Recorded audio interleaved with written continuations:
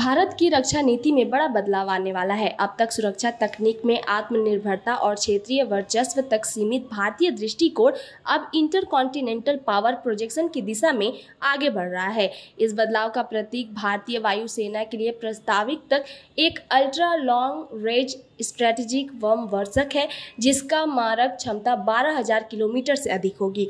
अर्थात यह भारत से उड़ान भरकर अमेरिका में के किसी भी शहर को बिना रुकावट निशाना बना सकता है। यह केवल संभावना नहीं बल्कि उभरती हुई वास्तविकता है। यह रूसी Tu-160 ब्लैक जैक और अमेरिकी B-21 रेडर जैसे बम वर्षकों से प्रेरित भारत का अगला बड़ा सैन्य कदम है। आज की दुनिया में युद्ध का तौर तरीका बदल गया है। अब युद्ध साइबर स्पेस और लॉन्ग रेंज एयर स्ट्राइक के जरिए भी लड़े जा रहे हैं। चीन ने S-20 स्ट्रैटेजिक बम वर्षक की दिशा में तेजी से प्रगति की है। अमेरिका लंबे समय से B-2 स्पिरिट और अब B-21 रेडर के जरिए दुनिया भर में अपनी ताकत दर्शा रहा है। भारत के परमाणविक अस्त्र पहले से ही मिसाइल और सबमरीन के जरिए सक्षम थे, लेकिन अब स्ट्रैटेजिक एयरबॉर्न प्लेटफॉर्म यानी ऐसा बम वर्षक जो किसी भी समय किसी भी दूरी से दुश्मन को सर्जिकल या न्यूक्लियर हमले से तबाह कर सके, यह भारत की सुरक्षा को नया आयाम देगा।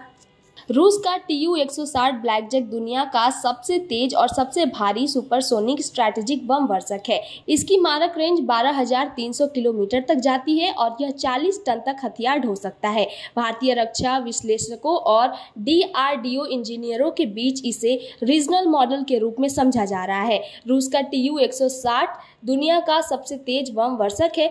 इस भारतीय बम वर्षक में भी स्विंग विंग डिजाइन लगाए जा सकते हैं, जो टेक ऑफ के समय फैलते हैं और उड़ान के दौरान पीछे खिसक जाते हैं। इससे ईंधन खपत तथा गति में जबरदस्त सुधार होता है। अमेरिका का B-21 रेडर अभी विकास के चरणों में है, लेकिन उसकी रेंज लगभग 9300 किलोमीटर बताई जाती है।